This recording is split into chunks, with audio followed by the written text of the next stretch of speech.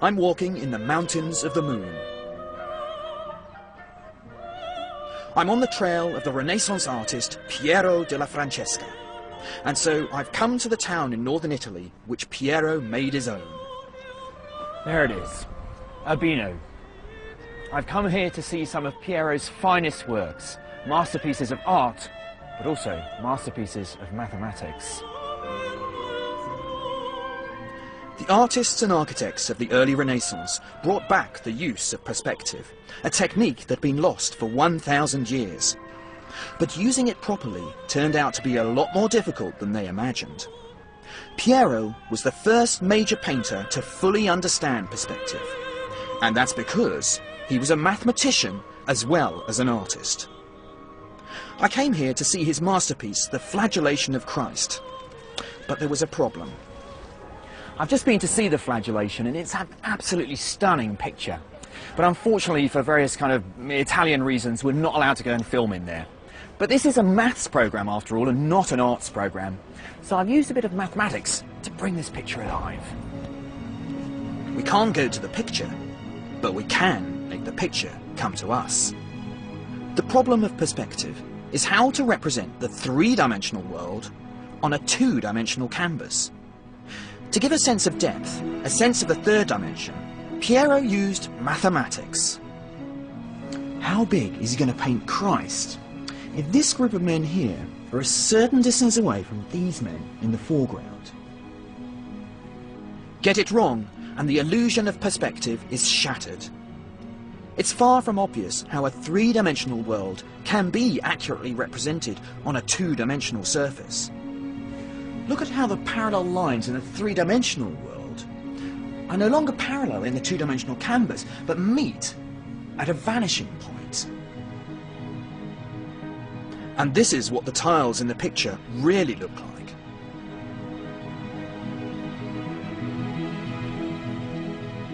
What is emerging here is a new mathematical language which allows us to map one thing into another. The power of perspective unleashed a new way to see the world. A perspective that would cause a mathematical revolution. Piero's work was the beginning of a new way to understand geometry. But it would take another 200 years before other mathematicians would continue where he left off.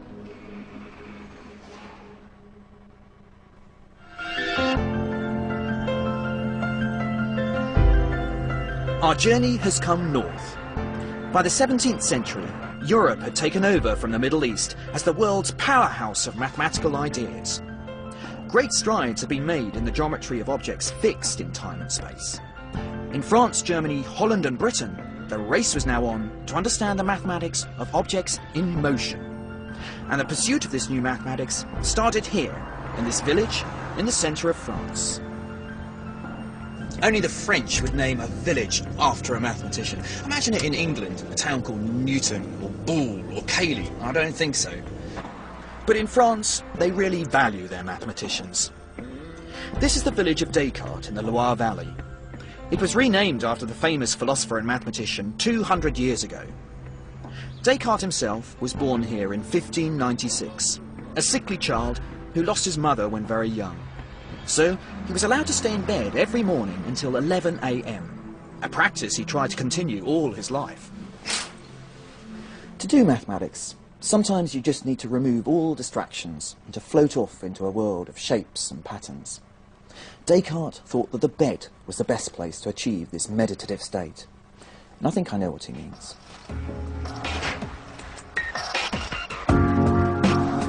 The house where Descartes undertook his bedtime meditations is now a museum dedicated to all things Cartesian. Come with me. Its exhibition pieces, arranged by curator Sylvia Garnier, show how his philosophical, scientific and mathematical ideas all fit together. It also features less familiar aspects of Descartes' life and career. So he decided to be a soldier in the army, in the Protestant army, and in the Catholic army. No problem for him, because no patriotism. Sylvia is putting it very nicely, but Descartes was in fact a mercenary. He fought for the German Protestants, the French Catholics, and anyone else who would pay him.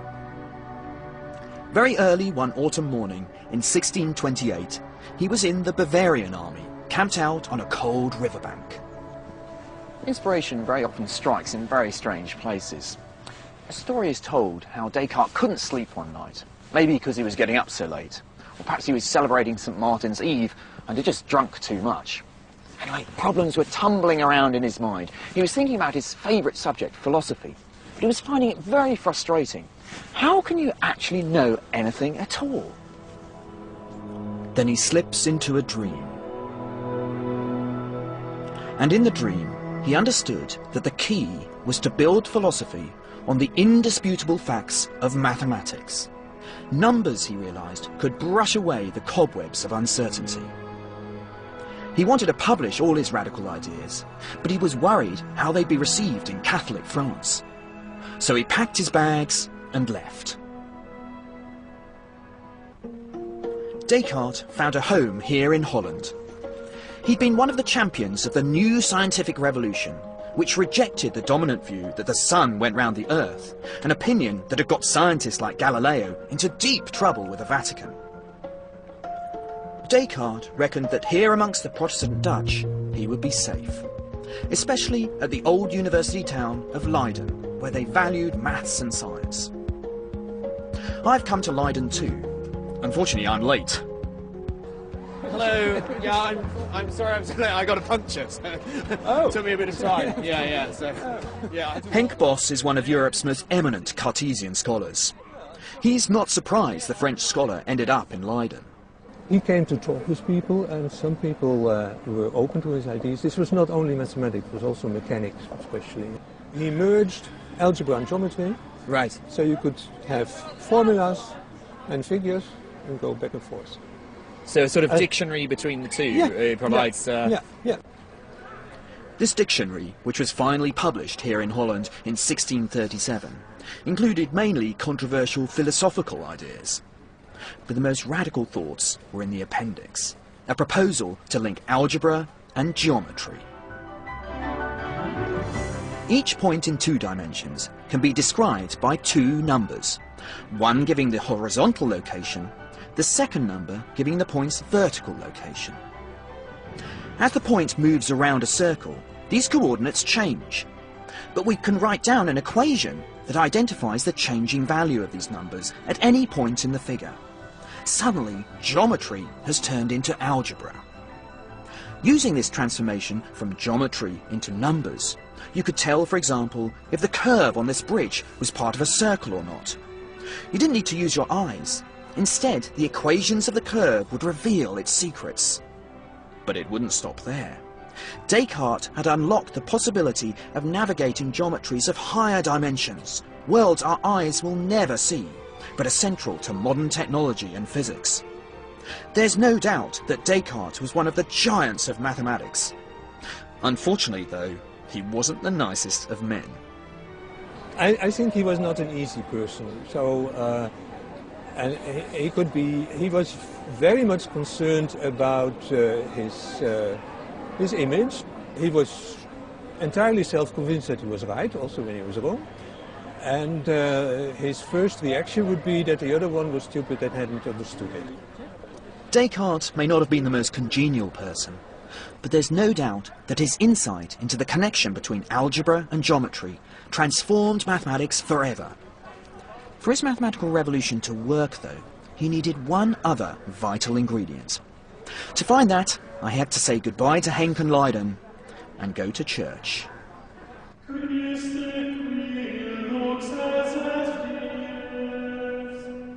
I'm not a believer myself, but there's little doubt that many mathematicians from the time of Descartes had strong religious convictions.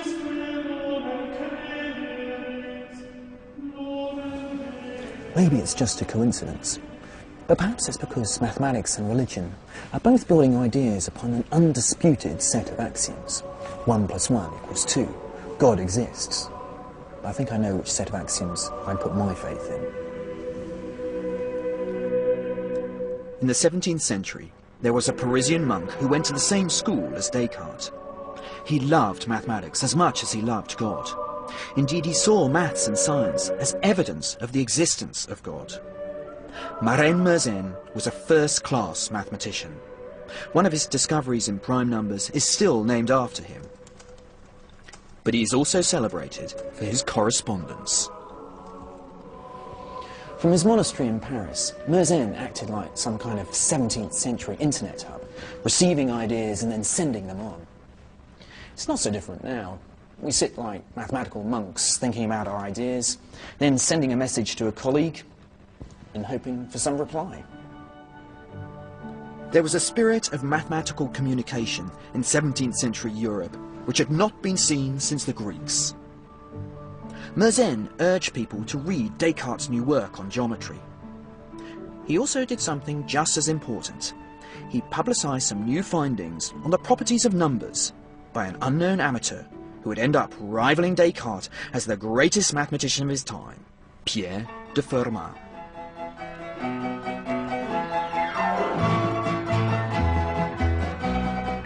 Here in Beaumont-de-Lomagne, near Toulouse, residents and visitors have come out to celebrate the life and work of the village's most famous son.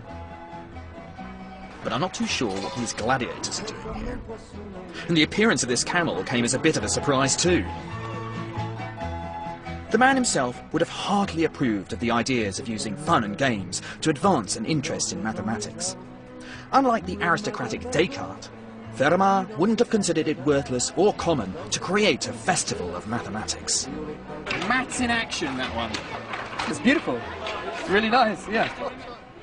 Fermat's greatest contribution to mathematics was to virtually invent modern number theory. He devised a wide range of conjectures and theorems about numbers, including his famous last theorem, the proof of which would puzzle mathematicians for over 350 years. But it's little help to me now. Getting it apart is the easy bit. It's putting it together, isn't it, that's the difficult bit. Okay, how many bits have I got? I got 6 bits. I think what I need to do is put some symmetry into this. I'm afraid he's going to tell me how to do it, and I don't want to see. I hate being told how to do a problem. I'm not going to look. And he's laughing at me now, because I can't do it. That's very unfair. There we go. Can I put them together? J'arrive! I got it! Now that's the buzz of doing mathematics, when the thing clicks together and suddenly you see the right answer. Remarkably, Fermat only tackled mathematics in his spare time. By day, he was a magistrate. Battling with mathematical problems was his hobby and his passion. The wonderful thing about mathematics is that you can do it anywhere. You don't have to have a laboratory. You don't even really need a library. Fermat used to do much of his work while sitting at the kitchen table, or praying in his local church, or up here on his roof. He may have looked like an amateur, but he took his mathematics very seriously indeed. Fermat managed to find several new patterns in numbers that had defeated mathematicians for centuries. One of my favourite theorems of Fermat is all to do with prime numbers. If you've got a prime number, which when you divide it by 4 leaves remainder 1, then Fermat showed that you could always rewrite this number as 2 square numbers added together. For example, I've got 13 cloves of garlic here, a prime number which has remainder 1 when I divide it by 4. Fermat proved you could rewrite this number as 2 square numbers added together. So 13 can be rewritten as 3 squared plus 2 squared, or 4 plus 9. The amazing thing is that Fermat proved this will work however big the prime number is. Provided it has remainder 1 on division by 4, you can always rewrite that number as 2 square numbers added together. Oh my God! What I love about this sort of day is the playfulness of mathematics. And Fermat certainly enjoyed playing around with numbers. He loved looking for patterns in numbers. And then the puzzle side of mathematics. He wanted to prove that these patterns would be there forever. But as well as being the basis for fun and games in the years to come, Fermat's mathematics would have some very serious applications. One of his theorems, his little theorem, is the basis of the codes that protect our credit cards on the internet. technology we now rely on today all comes from the scribblings of a 17th century mathematician. But the usefulness of Fermat's mathematics is nothing compared to that of our next great mathematician. And he comes not from France at all, but from its great rival. In the 17th century, Britain was emerging as a world power. Its expansion and ambitions required new methods of measurement and computation, and that gave a great boost to mathematics. The university towns of Oxford and Cambridge were churning out mathematicians who were in great demand, and the greatest of them was Isaac Newton.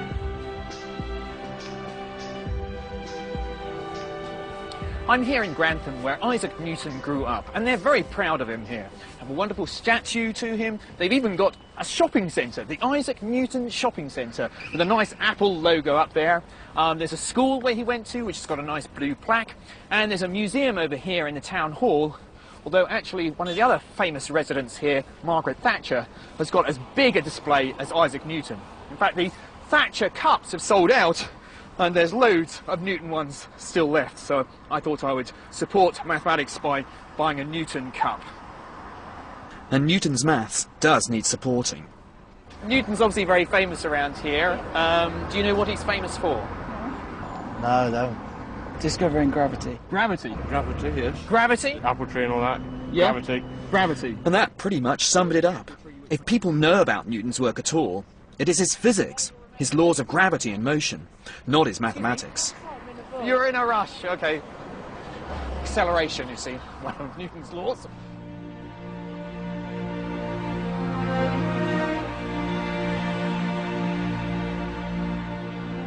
"8 miles south of Grantham, in the village of Woolsthorpe, where Newton was born, I met up with someone who does share my passion for his mathematics. This is the house. Oh wow, beautiful. Jackie Steddle is a Newton fan, and more than willing to show me around the house where Newton was brought up. So here is the, well, you might call it the dining room. I'm sure they didn't call that, but the Right, room where yeah. they ate, next to the kitchen, and of course Lovely, there would have been a great. huge fire in there. Yes, gosh, I wish it was there now. His father was an illiterate farmer, but he died shortly before Newton was born. Otherwise, the young Isaac's fate might have been very different. And here's his room, Ah, lovely, wow. as we think. Oh, they preserved So- it really nicely. It's got Yes. a real feel of going back in time. It does, yes. I can see he's as scruffy as I am. Look at the state of that bed. That's how I think I left my bed this morning. Newton hated his stepfather, but it was this man who ensured he became a mathematician rather than a sheep farmer. I don't think he was particularly remarkable as a child. Okay, so there's hope for all those kids out Yes, there. yes. I think he had a sort of average school report. He had very few close friends. I don't feel he's someone I particularly would have wanted to meet. But I do love his mathematics. It's wonderful. Newton came back to Lincolnshire from Cambridge during the Great Plague of 1665, when he was just 22 years old. In 2 miraculous years here, he developed a new theory of light, discovered gravitation, and scribbled out a revolutionary approach to maths, the calculus. It works like this. I'm going to accelerate this car from 0 to 60 as quickly as I can. Now, the speedometer is showing me that the speed's changing all the time, but this is only an average speed. How can I tell precisely what my speed is at any particular instant? Well, here's how. As the car races along the road, we can draw a graph above the road, where the height above each point on the road records how long it took the car to get to that point. I can calculate the average speed between 2 points A and B on my journey by recording the distance travelled and dividing by the time it took to get between these 2 points. But what about the precise speed at the first point A? If I move point B closer and closer to the first point, I take a smaller and smaller window of time, and the speed gets closer and closer to the true value. But eventually, it looks like I have to calculate 0 divided by 0. The calculus allows us to make sense of this calculation. It enables us to work out the exact speed and also the precise distance travelled at any moment in time. I mean, it does make sense of things which we take for granted so much. Yeah. I mean, things that, you know, if I drop this apple, Its distance is changing and its speed is changing, and calculus can deal with all of that. which is quite in contrast to the Greeks. I mean, Greece Yes. is a very It's static static, geometry. yes, and yes, it and, is. and here we see. Yeah. So I mean, the calculus is used by every engineer, physicist, Absolutely, because yes. it can describe the moving yes, world. Yes, I mean, and it's the only way, really. You can deal with the mathematics of motion or with change. there's Yes. a lot of mathematics in this apple. Newton's calculus enables us to really understand the changing world, the orbits of planets, the motions of fluids. Through the power of the calculus, we have a way of describing with mathematical precision the complex, ever-changing natural world.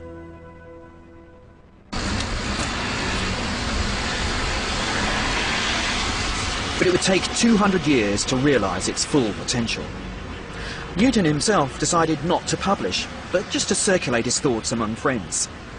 His reputation, though, gradually spread.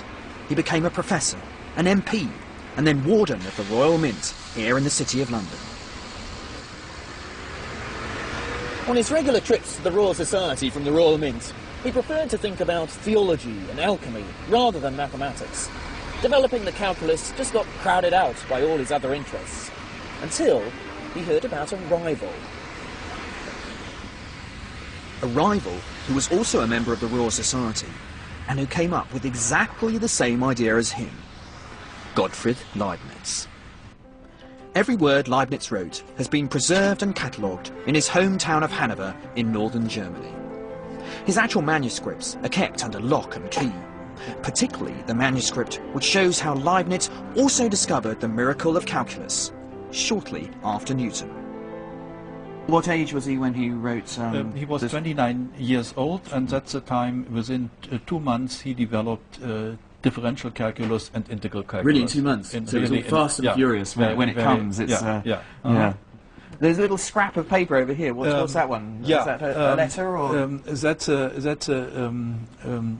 small manuscript, and Leibniz notes. Sometimes it happens that in the morning, lying in the bed, I have so many ideas that it takes the whole morning, and sometimes even longer, to note all these ideas and bring them to paper. Right. No, I suppose that's beautiful. I suppose that he liked to lie in the bed in the morning. A true mathematician. Yeah, spends his time thinking in bed. And I see you've got some paintings down here. So this is a painting.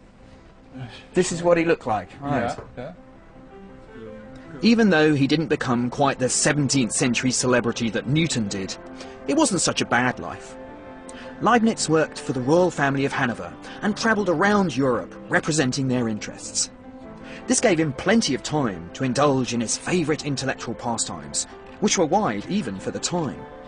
He devised a plan for reunifying the Protestant and Roman Catholic churches, a proposal for France to conquer Egypt, and contributions to philosophy and logic which are still highly rated today.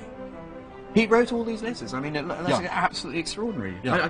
He must have cloned himself. I can't believe there was just one Leibniz, But Leibniz was not just a man of words.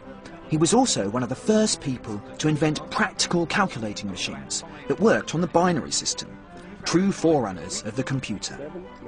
300 years later, the engineering department at Leibniz University here in Hanover have put them together following Leibniz's blueprint. I love all the ball bearings. So these are going to be our zeros and ones. So a ball bearing is a only one. zeros and one. Yeah. Now we represent the number 127. In binary, it means that we have the first 7 digits in 1. Yeah. And now I give in number 1. Okay. Now we add 127 plus 1 Yeah. is 128, which is 2 power 8. Oh, okay. So there's going to be lots of action. Would you show this here? So this is the money shot. So we're going to add 1. Oh, here we go. They're all carrying. So This 128, this is 2 power 8. excellent. So 127 in binary is 1111111, which is all the ball bearings here. To add 1, we need it all gets carried. So this goes to 0, 0, 0, 0, and we have a power of 2 here. So Right. this mechanism gets Yeah. rid of all the ball bearings that you don't need. It's like pinball, mathematical pinball. Exactly. I love this machine.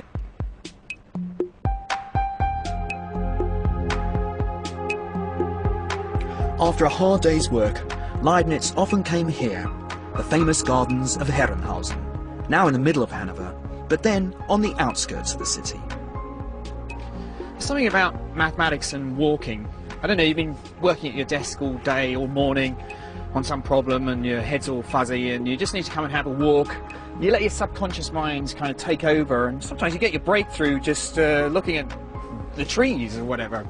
I certainly had some of my best ideas whilst walking my local park, so I'm hoping to get a little bit of inspiration here on Leibniz's local stomping ground. I didn't get the chance to purge my mind of mathematical challenges, because in the years since Leibniz lived here, someone has built a maze. Well, there is a mathematical formula for getting out of a maze, which is if you put your left hand on the side of the maze and just keep it there, keep on winding round, you eventually get out. That's the theory, at least. Let's see whether it works.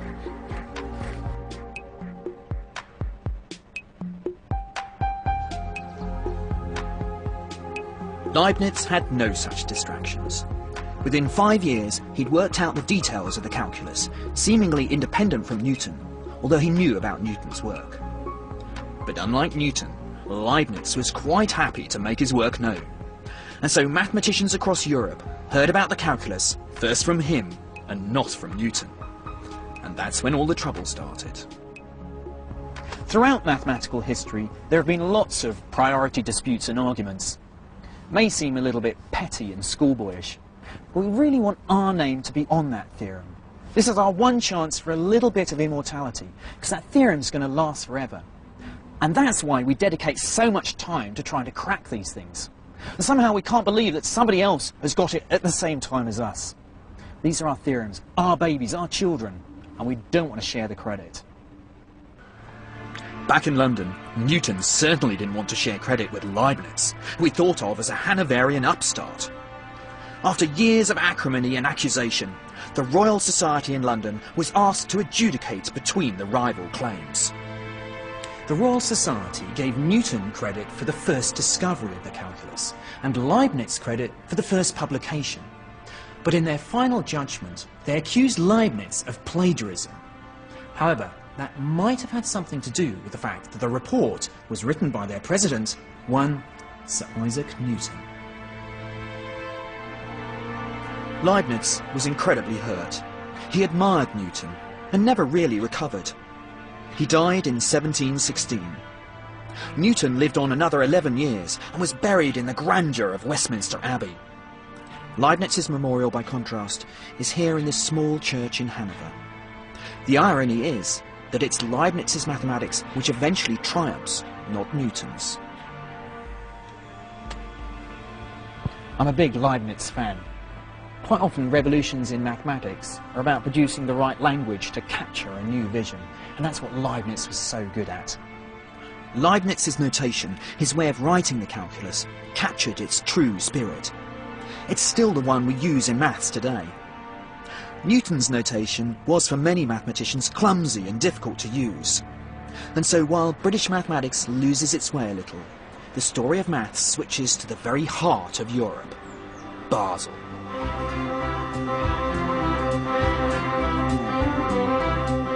In its heyday in the 18th century, the free city of Basel in Switzerland was the commercial hub of the entire Western world.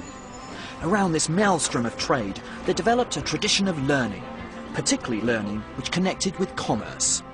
And one family summed all this up. It's kind of curious.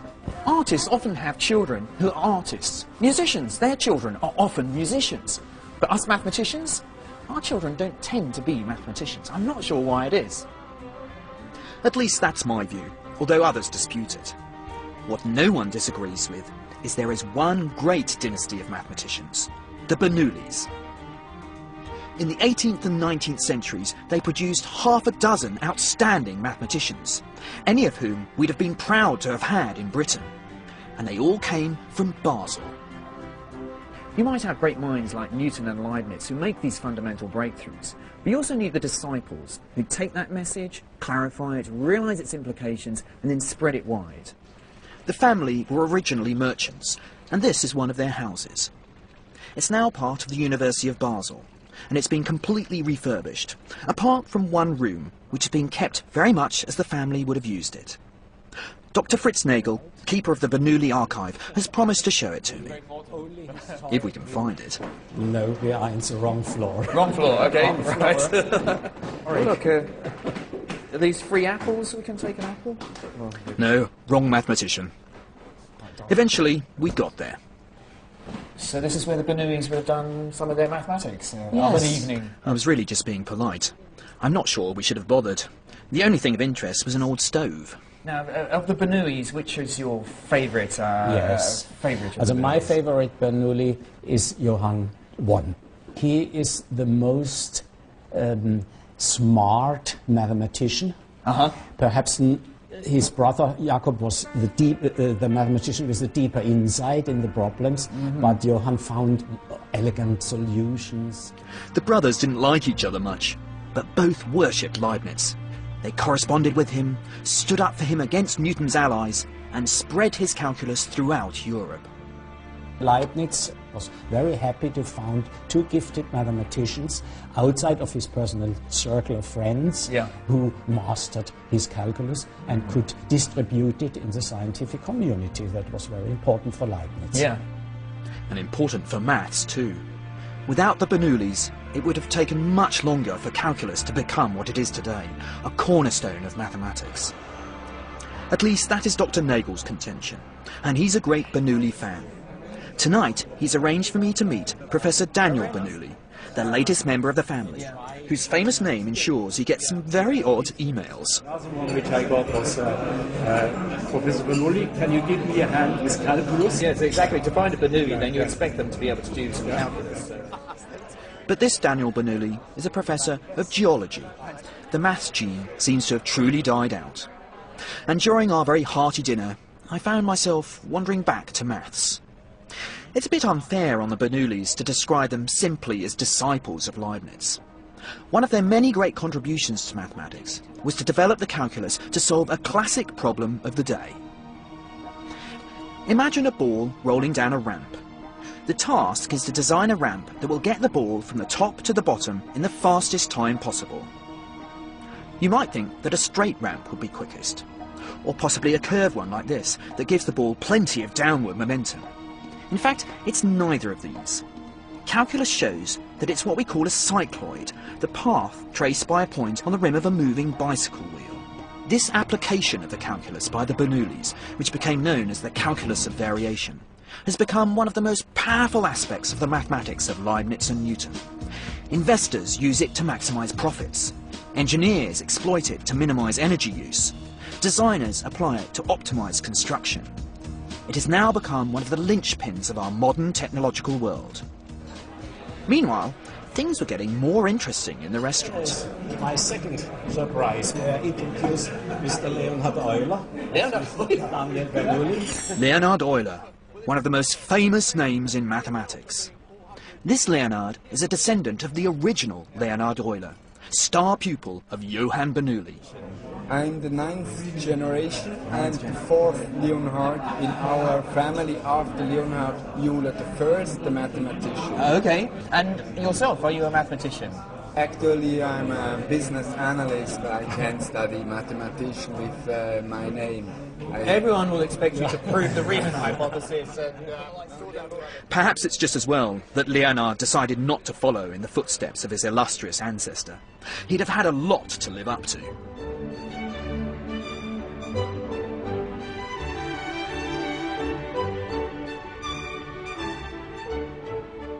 I'm going in a boat across the Rhine, and I must say I'm feeling a little bit worse for wear this morning.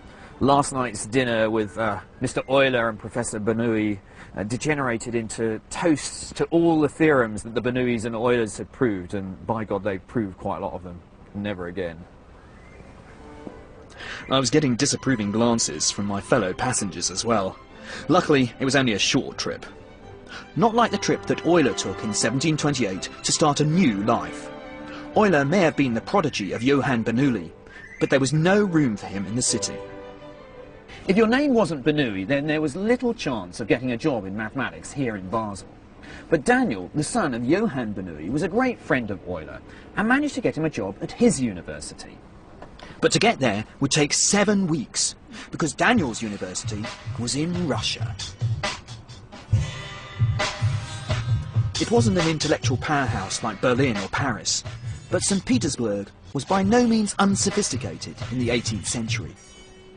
Peter the Great had created his city very much in the European style, and every fashionable city of the time had a scientific academy. Peter's Academy is now a museum. It includes several rooms full of the kind of grotesque curiosities that are usually kept out of the public display in the West. But in the 1730s, this building was a centre for groundbreaking research. It's where Euler found his intellectual home. I'm sure that there could never be a more contented man than me. Many of the ideas that were bubbling away at the time, calculus of variation, Fermat's theory of numbers, crystallise in Euler's hands. But he was also creating incredibly modern mathematics, topology and analysis. Much of the notation that I use today as a mathematician was created by Euler, numbers like E and I. Euler also popularised the use of the symbol pi. He even combined these numbers together in one of the most beautiful formulas of mathematics. E to the power of I times pi is equal to -1, an amazing feat of mathematical alchemy. His life, in fact, is full of mathematical magic. Euler applied his skills to an immense range of topics, from prime numbers to optics to astronomy. He devised a new system of weights and measures, wrote a textbook on mechanics, and even found time to develop a new theory of music.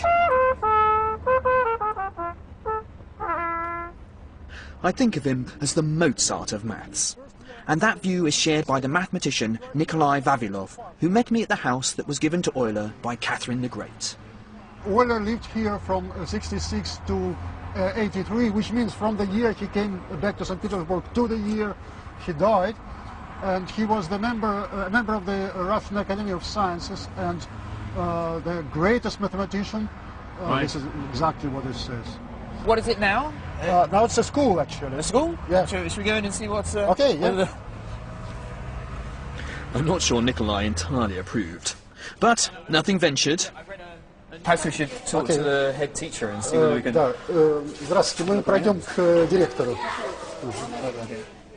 The head didn't mind at all. I rather got the impression that she was used to people dropping in to talk about Euler. She even had a couple of very able pupils suspiciously close to hand. These two young ladies are ready to tell a few words about the scientist and about this very building. They certainly knew their stuff.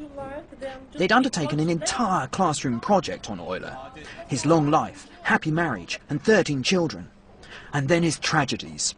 Only 5 of his children survived to adulthood. His first wife, who he adored, died young. He started losing most of his eyesight.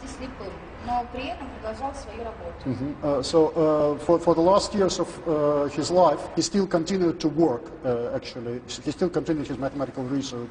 Yeah, I read a lovely quote that said, now with his blindness, he hasn't got any distractions and he can finally get on with his mathematics. Yeah, this is what he said, yes. Very positive attitude. Actually, it was a totally unexpected and charming visit. Although I couldn't resist sneaking back and correcting one of the equations on the board when everyone else had left. To demonstrate one of my favourite Euler theorems, I needed a drink. It concerns calculating infinite sums, the discovery that shot Euler to the top of the mathematical pops when it was announced in 1735. Take 1 shot glass full of vodka and add it to this tall glass here. Next, take a glass which is a quarter full or a half squared and add it to the first glass. Next, take a glass which is a 1/9 full or a third squared and add that one. Now, if I keep on adding infinitely many glasses where each one is a fraction squared, how much will be in this tall glass here? It was called the Basel problem after the Bernoullis tried and failed to solve it. Daniel Bernoulli knew that you would not get an infinite amount of vodka. He estimated that the total would come to about 1 3/5. But then Euler came along. Daniel was close, but mathematics is about precision. Euler calculated that the total height of the vodka would be exactly pi squared divided by 6. It was a complete surprise. What on earth did adding squares of fractions have to do with this special number pi? But Euler's analysis showed that they were two sides of the same equation. 1 plus a quarter plus a ninth plus a 16th and so on to infinity is equal to pi squared over 6. That's still quite a lot of vodka, but here goes.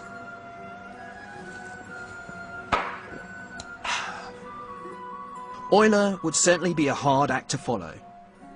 Mathematicians from two countries would try.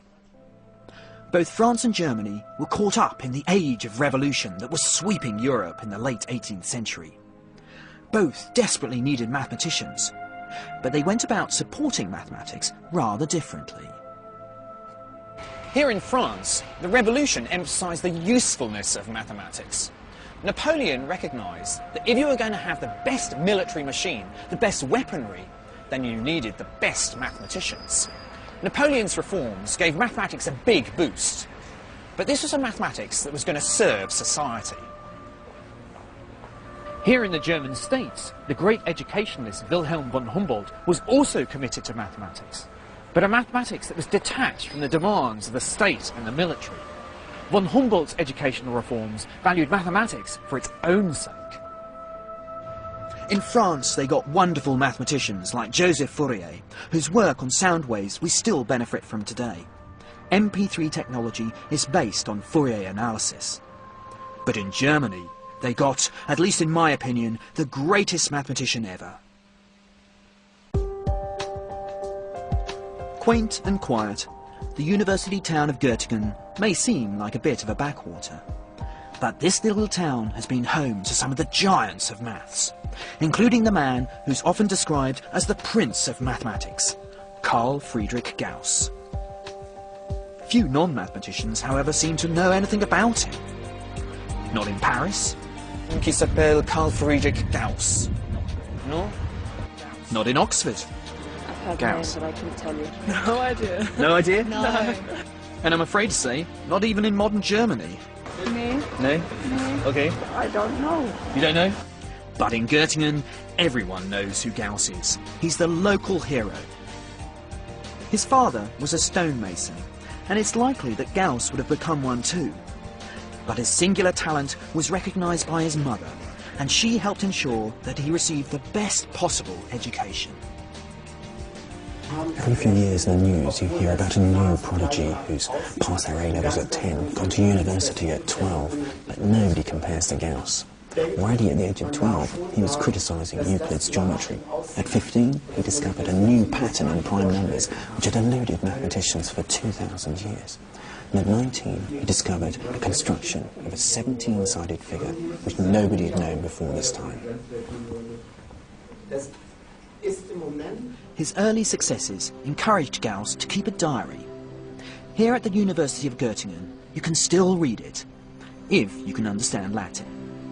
Fortunately, I had help. The first entry is in 1796. Is it possible to lift it up? Yes, but be careful. Yeah, It's really one of the most valuable things that this library possesses. Yeah, I can believe that. He writes beautifully. It is aesthetically very pleasing, you know, even if people don't understand what this is. It is just beautiful to look at. So I'm going to put this down, actually. It's very delicate. Yeah. The diary proves that some of Gauss's ideas were 100 years ahead of their time. Right, here are some signs and these are sort of integrals. Very different sort of mathematics. This was the first intimations of the theory of elliptic functions, which was one of his other great developments. So there's already getting very sophisticated. And here you see something that is basically the Riemann zeta function appearing. Wow, here. gosh. That's very impressive. The zeta function has become a vital element in our present understanding of the distribution of the building blocks of all numbers, the primes. There is somewhere in the diary here where he says, I've made this wonderful discovery, and incidentally a son was born today. We see his priorities. Yes, indeed. I think I know a few mathematicians like that too, yes. My priorities, though, for the rest of the afternoon were clear. I needed another walk. Fortunately, Göttingen is surrounded by good woodland trails. It was a perfect setting for me to think more about Gauss's discoveries.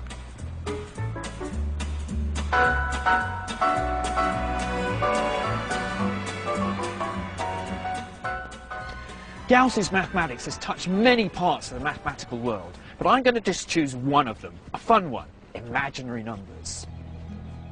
In the 16th and 17th century, European mathematicians imagined the square root of -1 and gave it the symbol I. They didn't like it much, but it solved equations that couldn't be solved any other way.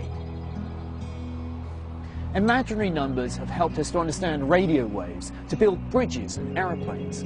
They're even the key to quantum physics, the science of the subatomic world. They've provided a map to see how things really are.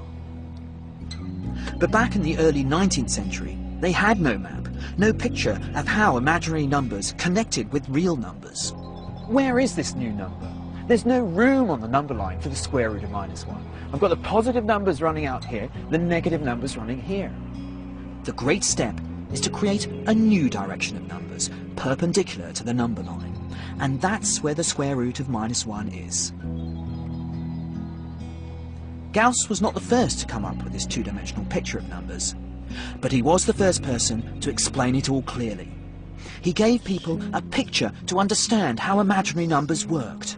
And once they developed this picture, their immense potential could really be unleashed. More than a cafe bitter? Yes, okay. His maths led to acclaim and financial security for Gauss. He could have gone anywhere, but he was happy enough to settle down and spend the rest of his life in sleepy Göttingen. Unfortunately, as his fame developed, so his character deteriorated. A naturally conservative, shy man, he became increasingly distrustful and grumpy. Many young mathematicians across Europe regarded Gauss as a god, and they would send in their theorems, their conjectures, even some proofs. But most of the time he wouldn't respond, and even when he did, it was generally to say either they got it wrong or he'd proved it already. His dismissal or lack of interest in the work of lesser mortals sometimes discouraged some very talented mathematicians from pursuing their ideas. But occasionally, Gauss also failed to follow up on his own insights, including one very important insight that might have transformed the mathematics of his time. 15 kilometres outside Göttingen stands what is known today as the Gauss Tower. Wow, that is stunning. It is really a fantastic view here, yes. Gauss took on many projects for the Hanoverian government, including the first proper survey of all the lands of Hanover. Now, was this Gauss's choice to do this surveying? I mean, for a mathematician, it sounds like the last thing I'd want to do. But he wanted to do it. The major point in doing this was to discover the shape of the Earth. But he also started speculating about something even more revolutionary, the shape of space. So he's thinking, you know, there may not be anything flat in the universe. And, exactly. And if we were living in a curved universe, there wouldn't be anything flat. And this led Gauss to question one of the central tenets of mathematics, Euclid's geometry. He realized that this geometry, far from universal, depended on the idea of space as flat. It just didn't apply to a universe that was curved. But in the early 19th century, Euclid's geometry was seen as God-given, and Gauss didn't want any trouble. So he never published anything. Another mathematician, though, had no such fears. In mathematics, it's often helpful to be part of a community where you can talk to and bounce ideas off others. But inside such a mathematical community, it can sometimes be difficult to come up with that one idea that completely challenges the status quo. And then the breakthrough often comes from somewhere else. Mathematics can be done in some pretty weird places. I'm in Transylvania, which is fairly appropriate because I'm in search of a lone wolf. Janusz Bolyai spent much of his life hundreds of miles away from the mathematical centres of excellence. This is the only portrait of him that I was able to find. Unfortunately, it isn't actually him. It's one the Communist Party in Romania started circulating when people got interested in Bolyai's theories in the 1960s. But they couldn't find a picture of Janos, So they substituted a picture of somebody else instead. Born in 1802, Janos was the son of Farkos Bolyai, who was a maths teacher. He realised his son was a mathematical prodigy, so he wrote to his old friend Carl Friedrich Gauss, asking him to tutor the boy. Sadly, Gauss declined. So, instead of becoming a professional mathematician, Janos joined the army. But mathematics remained his first love. Maybe there's something about the air here, because Bolyai carried on doing his mathematics in his spare time. He started to explore what he called imaginary geometries, where the angles in triangles add up to less than 180. The amazing thing is that these imaginary geometries make perfect mathematical sense. Bolyai's new geometry has become known as hyperbolic geometry. The best way to imagine it is a kind of mirror image of a sphere, where lines curve back on each other. It's difficult to represent it, since we're so used to living in space which appears to be straight and flat. In his hometown of Tirgamuris, I went looking for more about Bolyai's revolutionary mathematics. His memory is certainly revered here. The museum contains a collection of Bolyai-related artifacts, some of which might be considered distinctly Transylvanian. It's still got some hair on it. It's kind of a little bit gruesome. But the object I like most here is a beautiful model of Bolyai's geometry. I mean, you've got the shortest distance between here and here. If you stick on this surface, it's not a straight line, but this curved line which sort of bends into the triangle. So here's a surface where the shortest distances which define the triangle add up to less than 180. Bolyai published his work in 1831, and his father sent his old friend Gauss a copy. Gauss wrote back straight away, giving his approval. But Gauss refused to praise the young Bolyai, because he said the person he should be praising was himself. He'd worked it all out a decade or so before. Actually, there is a letter from Gauss to another friend of his, where he says that I regard this young geometer Bolyai as a genius of the first order. Yeah. But Gauss never thought to tell Bolyai that, and young Janos was completely disheartened. Another body blow soon followed. Somebody else had developed exactly the same idea, but had published 2 years before him, the Russian mathematician Nicholas Lobachevsky. It was all downhill for Bolyai after that. With no recognition or career, he didn't publish anything else. Eventually, he went a little crazy. In 1860, Janos Bolyai died in obscurity.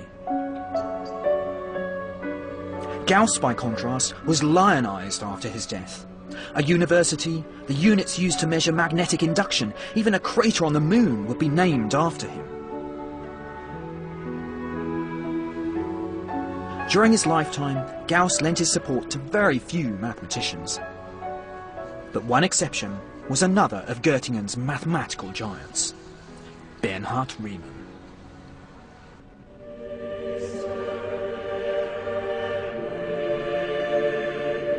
His father was a minister, and he would remain a sincere Christian all his life. But Riemann grew up a shy boy who suffered from consumption. His family was large and poor, and the only thing the young boy had going for him was an excellence at maths. That was his salvation. Many mathematicians like Riemann had very difficult childhoods, were quite unsociable. Their lives seemed to be falling apart. It was mathematics that gave them a sense of security. Riemann spent much of his early life in the town of Lüneburg in northern Germany. This was his local school, built as a direct result of Humboldt's educational reforms in the early 19th century. Riemann was one of its first pupils. The head teacher saw a way of bringing out the shy boy. He was given the freedom of the school's library. It opened up a whole new world to him. One of the books he found in there was a book by the French mathematician Legendre, all about number theory. His teacher asked him how he was getting on with it. He replied, "I've understood all 859 pages of this wonderful book." It was a strategy that obviously suited Riemann because he became a brilliant mathematician. And one of his most famous contributions to mathematics was a lecture in 1852 on the foundations of geometry. In the lecture, Riemann first described what geometry actually was and its relationship with the world. He then sketched out what geometry could be, and mathematics of many different kinds of space, only one of which would be the flat Euclidean space in which we appear to live. He was just 26 years old. Was it received well? I mean, did people recognise the revolution? There was no way that people could actually make these ideas concrete. Right. That only occurred 50 years after this, 60 years after this, with Einstein. With Einstein. Yes. So this is the beginning, really, of the revolution which ends with Einstein's relativity. Exactly, yes, yes. Riemann's mathematics changed how we see the world. Suddenly, higher dimensional geometry appeared. The potential was there from Descartes, but it was Riemann's imagination that made it happen. Well, he began without putting any restriction on the dimensions whatsoever. This was something that was actually quite new in his way of thinking about things. And somebody like Bolyai was really thinking about, new geometries, but new two-dimensional geometries. New two-dimensional geometries. Right. Riemann then broke away from all the limitations of 2 or 3 dimensions and began to think in higher dimensions. Right. And this was quite new. Yeah. Multi-dimensional space is at the heart of so much mathematics done today. In geometry, number theory, and several other branches of maths, Riemann's ideas still perplex and amaze. He died, though, in 1866. He was only 39 years old. Today, the results of Riemann's mathematics are everywhere. Hyperspace is no longer science fiction, but science fact. In Paris, they've even tried to visualize what shapes in higher dimensions might look like. Just as the Renaissance artist Piero would have drawn a square inside a square to represent a cube on the two-dimensional canvas, the architect here at La Défense has built a cube inside a cube to represent a shadow of the four-dimensional hypercube. It is with Riemann's work that we finally have the mathematical glasses to be able to explore such worlds of the mind. It's taken a while to make these glasses fit, but without this golden age of mathematics, from Descartes to Riemann, there would be no calculus, no quantum physics, no relativity, none of the technology we use today. But even more important than that, their mathematics blew away the cobwebs and allowed us to see the world as it really is, a world much stranger than we ever thought. You can learn more about the story of maths with the Open University at open2.net.